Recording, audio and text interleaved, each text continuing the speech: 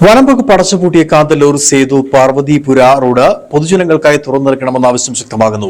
5 വർഷം മുമ്പാണ് പൊതുമരാമത്ത് വകുപ്പിന്റെ ഉടമസ്ഥയിലുണ്ടായിരുന്ന റോഡ് വനംവകുപ്പിന്റെ കൈവശമായത്. പിന്നീട് നാട്ടുകാരുടെ സഞ്ചാരം തടഞ്ഞ വനംവകുപ്പ് ഇവിടെ ടിക്കറ്റ് വെച്ചാണ് ടൂറിസത്തിലൂടെ വരുമാനം ഉണ്ടാക്കുന്നതെന്ന് വാർത്താസമ്മേളനത്തിൽ ആരോപിച്ചു. വനംവകുപ്പ് അടച്ചുപൂട്ടിയ കാന്തല്ലൂർ സേതു പാർവതിപുരം റോഡ് പൊതുജനങ്ങൾക്കായി തുറന്നു നൽകണമെന്ന ആവശ്യം ശക്തമായി.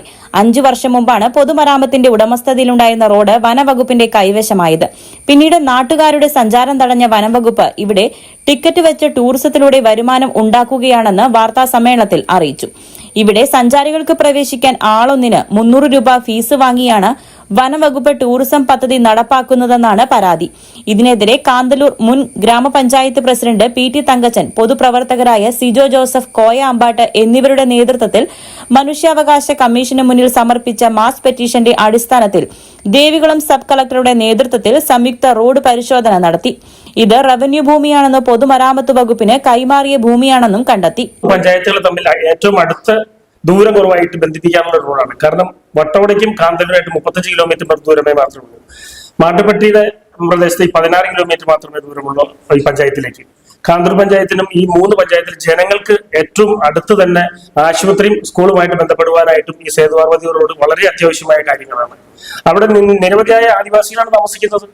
ഈ ഗ്രാമത്തിൽ പഴയ ആൾക്ക് ഇത് 1958 കൂടെ ബസ് ഓടിയിരുന്നാണ്, മിനി വാൻ ഓടിക്കൊണ്ടിരുന്ന റോഡാണ്.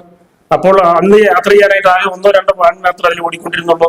അത്തരത്തിലുള്ള ഒരു റോഡ് ടാറിംഗ് റോഡായിരുന്നു അന്ന്. കാലക്രമേണ PWD വർക്ക് ചെയ്ത രേഖകളും ഡിപ്പാർട്ട്മെന്റ് PWD വർക്കിന്റെ എല്ലാ രേഖകളും ഞങ്ങൾ ഹാജരാക്കിയിട്ടുണ്ട്.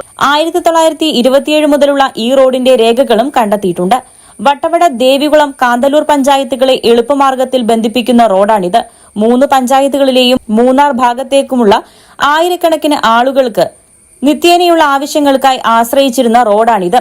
ഈ റോഡിന്റെ അഭാവത്തിൽ 135 കിലോമീറ്ററോളം ചുറ്റിക്കറങ്ങേണ്ടി വരുന്ന സ്ഥിതിയാണുള്ളത്. കോളേജ്, ആശുപത്രി സൌകര്യമുള്ള വട്ടവട, ദേവികുളം പഞ്ചായത്ത് നിവാസികൾ കേവലം 35 കിലോമീറ്റർ യാത്രയ്ക്ക് പകരം 135 കിലോമീറ്റർ യാത്ര ചെയ്യണം. 15ഓളം ഉന്നതികളിലെ ആളുകൾ അനുഭവിക്കുന്ന ദുരാവസ്ഥയ്ക്ക് പരിഹാരം കാണുന്നതിന് ശനിയാഴ്ച നടന്ന സംയുക്ത പരിശോധനയിൽ വനംവകുപ്പിന്റെ നിലപാടിനെ എല്ലാവരും എതിർത്തു.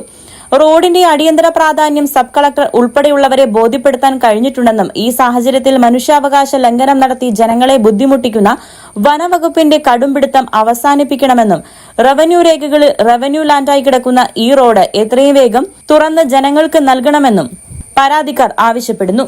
News bureau, Adimali.